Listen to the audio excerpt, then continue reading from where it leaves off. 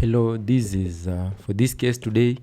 This is scenario E. You can see that my scope, the scope for this one is level 4. I have to release a level 4 product on the duration is 12 weeks and the cost that I have to work on is 40,000 or below. So if you get, if you release the product, then you give it like the schedule for the product is 12 weeks, then your cost is either close to 40,000 or exact cost or just below it, you'll get the full amount.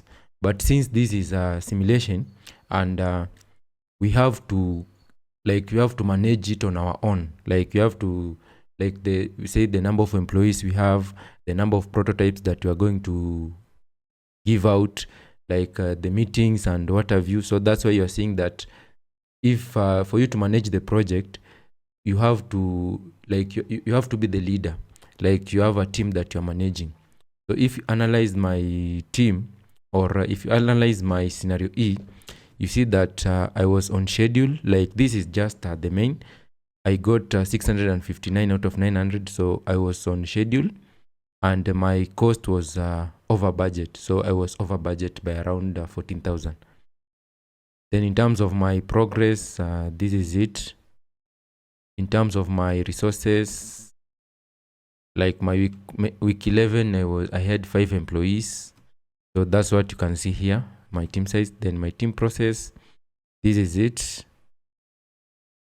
My stress level, like as I was finishing, my stress level was going down.